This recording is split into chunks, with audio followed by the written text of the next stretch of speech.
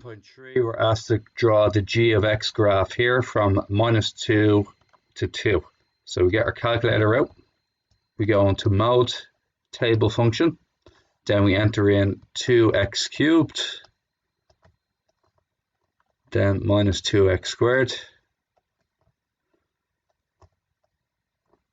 minus 3x plus 10. We're going to start at -2.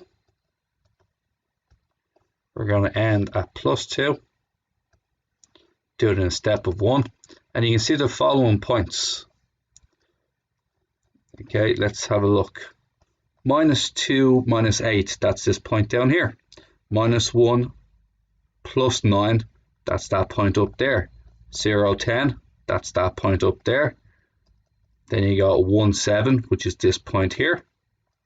2, 12, which is this point here. Now see the way it goes below minus, see the way 1, 7, see the way it doesn't immediately drop. So what you might want to do here is you might want to do a step 0.5 to help you draw this graph. Okay, and that might help you out here in that part. So what's in between 1 and 2?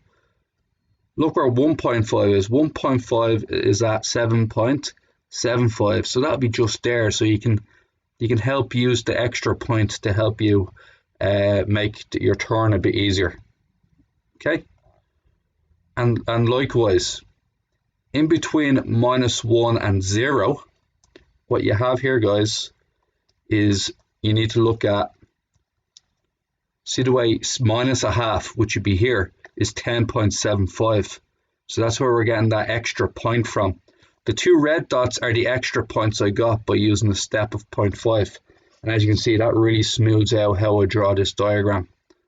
Okay, and has none of those sharp edges that you might expect from other people doing them. Okay, now question. Okay, lads, we're asked for the next one is we got to do a graph from -3 to +2.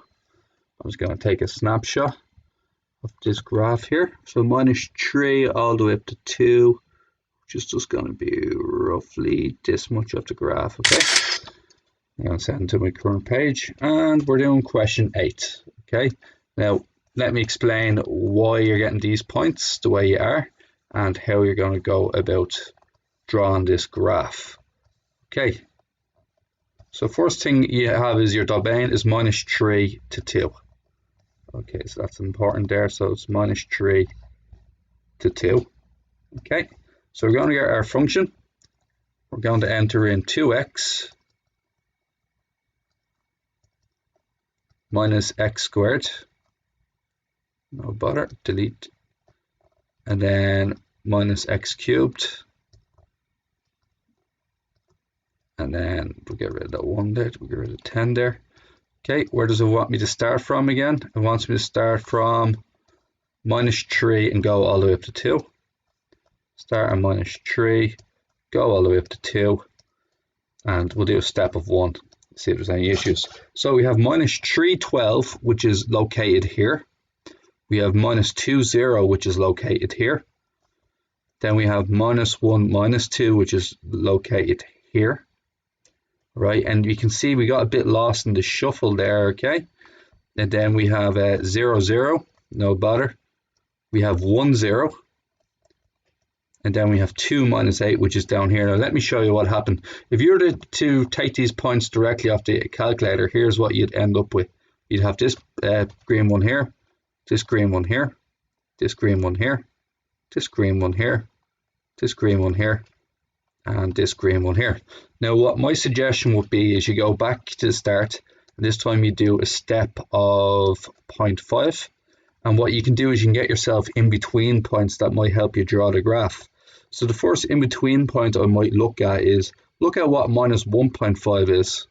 -1.5 is -1.8, what's it, -1.5 is -1.875. Okay, so it's just around here. So there's an extra point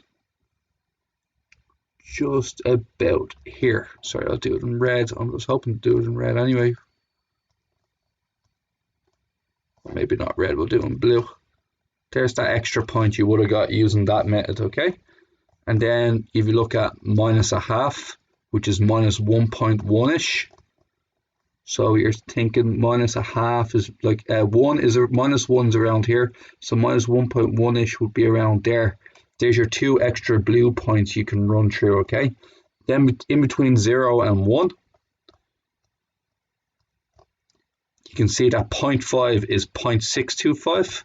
So 0.5 is here and it's roughly 0.6, which is not more than halfway up between 0 and 1. Using these extra blue points, you can then draw a smoother graph, okay?